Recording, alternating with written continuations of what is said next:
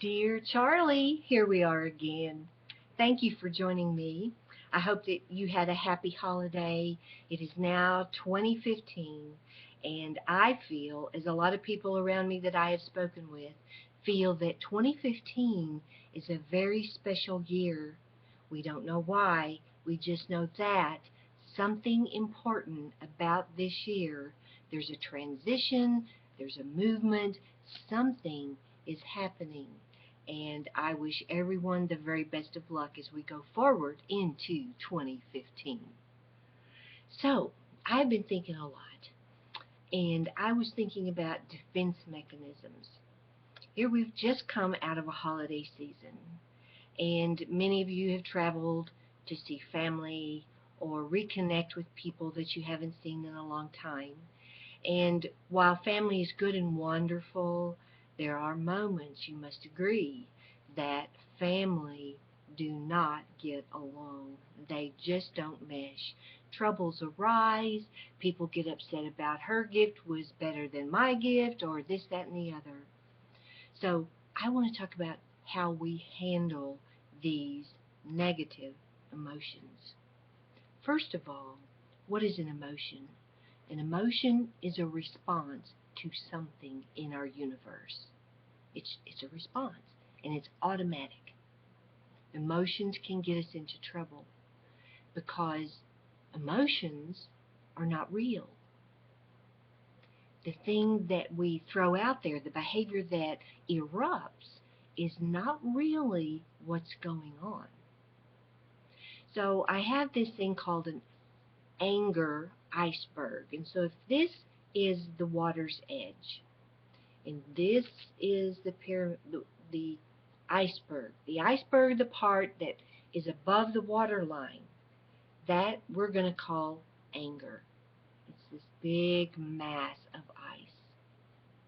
Now, while we know that this is a pretty big mass of ice, we also know that beneath the water is this other huge, huge mass of ice that is attached to this iceberg that we can see.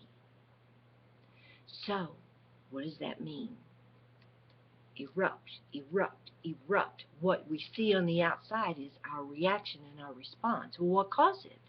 Did because you got something that you didn't want to get for Christmas? That really is it? That just makes you go off and get angry?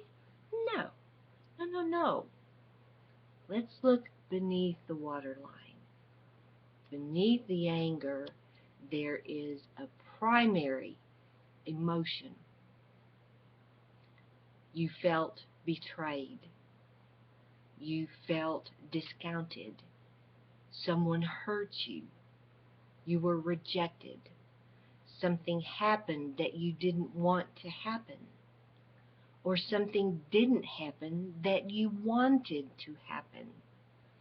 These are the emotions beneath the surface that are the thing that we really, really need to work on. So, just begin to notice. The next time you feel angry and you want to explode, or conversely, you either explode or you push down and you depress.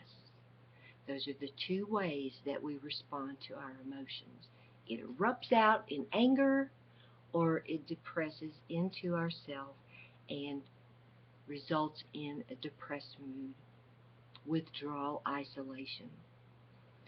So the next time that you feel an emotion that's going to cause you to either go out or within, you just simply notice what happened. Later on, when you're alone, I want you to begin to think about what happened. And let's begin to dissect it to find out what the real issue for you is. Did it cause rejection? Look beneath the surface. What was I really feeling in that moment that caused that explosion or that implosion? And then that is the issue that you carry to your counselor or your best friend The other day when I was at so-and-so's house, she said something to me that really upset me, really made me angry.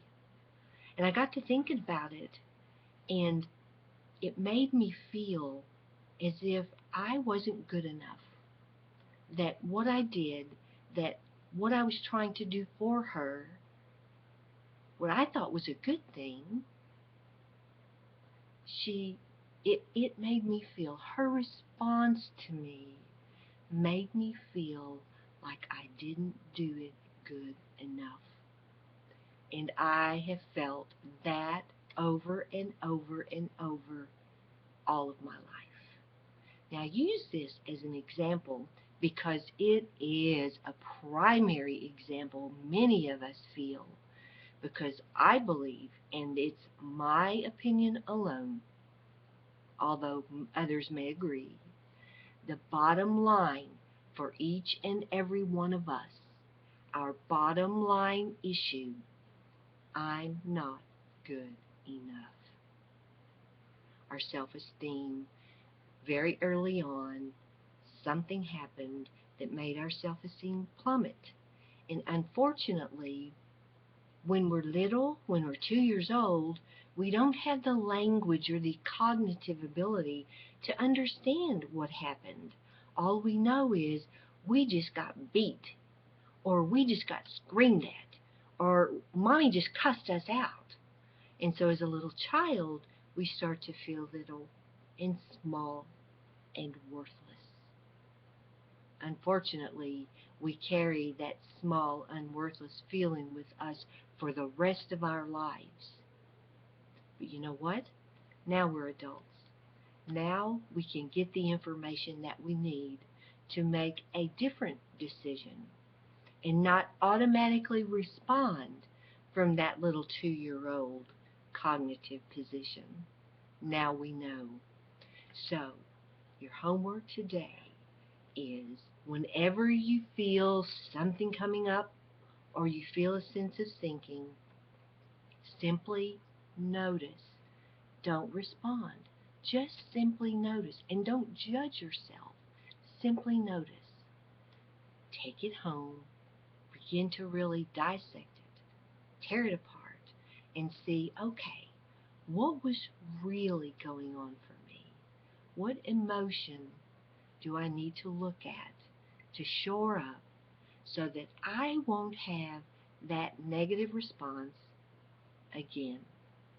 And once you've learned a lesson, and once you've figured that thing out, let me tell you, friends, you won't have to deal with that anymore, because you will now be able to respond in a different way from your adult self. And believe me, it's a much healthier lifestyle. And you don't have to carry all this baggage around, because that gets really, really heavy. So, that's my dear Charlie for today. I wish you the best. Until next time, I say bye-bye. Love, love, love. The highest vibration of energy, love. And I send you lots of it. Bye-bye.